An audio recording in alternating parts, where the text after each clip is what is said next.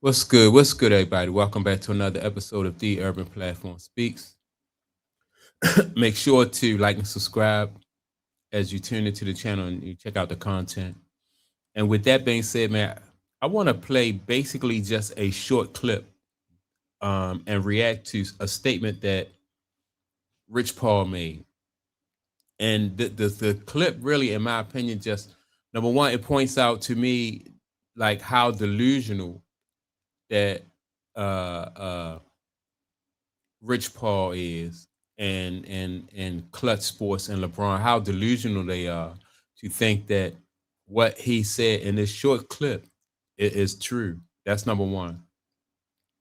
Number two, they are living and reacting like what he said in this short clip is true. So, but they're not getting a response from the fans like what he said is true. And so that to me just make me think that either they're lying to the fans or either they're lying to themselves. Either way, is just not good for for Rich Paul, LeBron James, and Clutch Sports.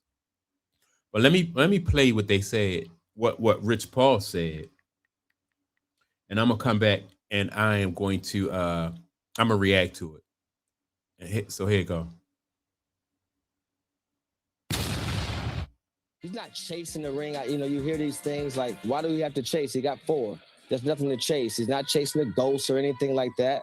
But when you've worked this hard to position yourself the way you have, and you can actually decide what you want to do, who wouldn't take advantage of that? I think. Get him. All right, so and see that is right there is what I have a problem with. And that is why LeBron James is in a position now where his even his home team, I mean his hometown, Cleveland, the fans are not really enthused about him coming back because exactly the opposite of what Rich Paul just said. He said that when you have worked as hard as you as LeBron has, then he's in a position where he can take advantage of it. And he's not in a position to take advantage of his hard work because of the shortcuts and the decisions that LeBron James has made throughout his career. He's left Cleveland two times, right? And he played at Miami, he played in Los Angeles, and none of those fan bases, none of those teams really feel a connection to him. They see LeBron James more as a mercenary. So there's nothing special about the relationship that LeBron James has with either of those fan bases, whether it be Cleveland, Miami, or Los Angeles. And so for Rich Paul to assume that, or say that, okay, well, while you have worked as hard um, as LeBron James has, he should be in a position to take advantage of it. But it don't work like that. If you do work for somebody and you work hard for the person that you do work for, that's still like your opinion don't matter as much as the opinion of your customer, right? And so if you are satisfied with the work that you have done and your customer is like, I'm just not satisfied, then the one that matters is the customer, because the customer is the one who not only is paying you this time, but the customer, you might be able to tap back into that customer or do business with that customer again. So LeBron James may feel like he worked hard and he may feel like he deserves, the opportunity to pick and choose where he, in his case, where he go at. But the fan base don't feel the same way that LeBron James feel. And the reason why they don't feel that way is because LeBron James never did.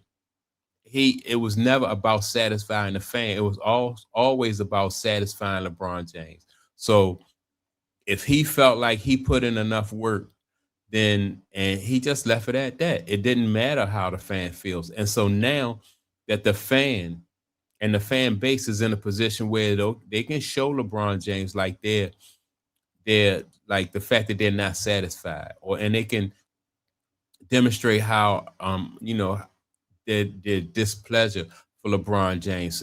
So those empty words that Chris Rich Paul just said, it really don't call, it just exposes, like I said, either he's lying to the fans, which is not really going to get him anywhere, or he's lying to himself, which is not going to get him anywhere, right? And so that's why I just said that, LeBron James throughout his career, I've been saying this for years, and I've been telling people that, and some people that, people be like, well, um, fans don't care who LeBron James play for. They just love LeBron James. So no matter what team LeBron James play for throughout the league, his fans will follow him. And it don't work like that. And it's obvious it don't work like that. You don't you gotta have a forever home, like a fan base. Like every basketball player, professional basketball player, gonna have fans outside of their home base. Like, y-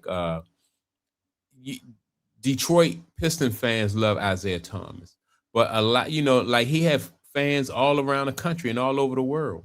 But that is his base, because that's where he identified, right? And even if you are not a person that's from Detroit, you still admire the fact that Isaiah Thomas was loyal to his city. People like loyalty, and so you don't have to come from Detroit to appreciate the fact that Isaiah Thomas was loyal to that fan base for his entire career. Magic Johnson was loyal to the Laker fan base for his entire career. And you can live, anywhere in the United States or anywhere in the world and appreciate that fact, right? And so those guys have that fan base that they can tap into. Now, if you are a person who is not loyal and don't have a forever home or a fan base, then fans may not hold it against you, but they won't feel as strongly or admire you as much as somebody who stuck it out, who weathered the storm, somebody who persevered, because that's what people want to see. That's what people like to see. You persevere. They like to see you overcome, navigate through the peaks and the valleys. And that's something that LeBron James didn't do. And I'm not saying that LeBron James didn't work hard. Like Rich Paul just said, he worked hard throughout his career. But sometimes you work hard and you still find out that the job you did is not good enough, right? And so you don't want to find that out in year 23 when you're about to retire. You want to find that out in year 7, like what Michael Jordan did. You persevere. Well, through the Michael Jordan first 7 years when he didn't win a championship, he could have left Chicago. He could have blamed it on the organization. He could have blamed it on his teammates. Scottie Pippen wasn't this. The coaching staff and the ownership didn't try to, they didn't do this or they didn't do that. Michael Jordan could have did that, right? But he persevered. He hung in there until they got to a position where they were strong enough to win, 3 rings in a row.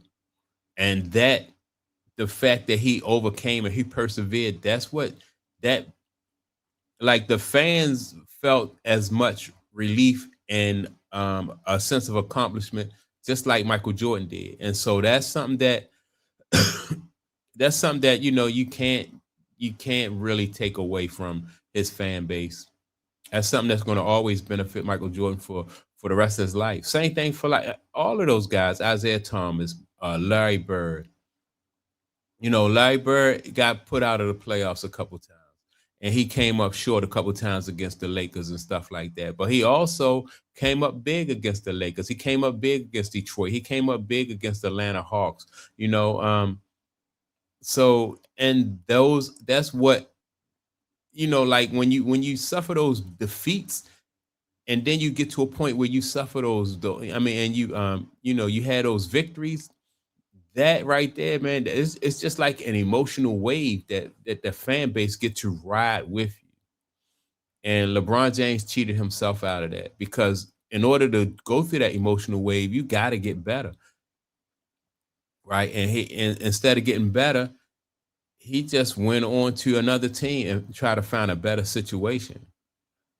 And so the fan base, although LeBron and Rich Paul think they work hard, you know, it wasn't like that. And some of the disappointments that those guys suffered like throughout their career. I remember I think it was Isaiah Thomas turned the ball over. Yeah, it was Isaiah Thomas who turned the ball over. Magic Johnson stole the ball. I mean, not Magic Johnson. Larry Bird stole the ball and passed it to Dennis Johnson, and Dennis Johnson hit the winning shot to beat them. That was heartbreaking, you know, for the fan base. It was heartbreaking for Isaiah Thomas.